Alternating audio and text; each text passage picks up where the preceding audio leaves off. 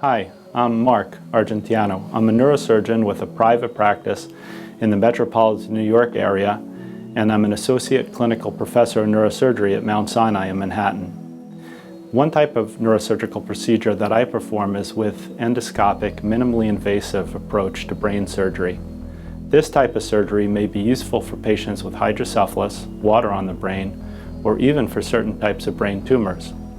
Although I describe the risks of surgery in clear language, it's not always easy to understand that while under anesthesia, mere millimeters become the difference between a good outcome and a terrible complication. This type of surgery, along with many others I perform, requires a no room for error mentality. Years of training and experience with thousands of patients have helped me minimize the rate of my complications in my patients. Prior to surgery, CT or MRI data is merged with a computer guidance system.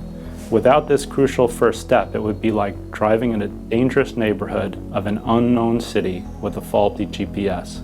Next, I introduce a camera, the diameter of a pencil, through a dime-sized hole that I create in the skull. This requires extreme precision. If any part of the camera crosses through the wrong part of the brain, called eloquent cortex, it can leave the patient paralyzed or unable to speak. This is where my no room for error mentality really comes into play.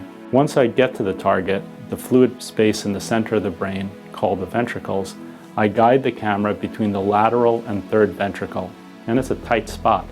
It's a little tunnel called the foramen of Monro. On one side of the tunnel is a big vein, the thalamostriate.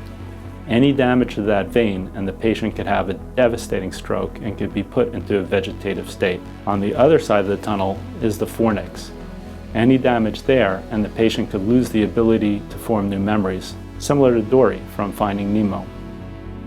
Sometimes I need to open up the floor of the third ventricle. Right below the floor is one of the major arteries of the brain, the basilar artery. A false step here could cause a terrible stroke or brain death.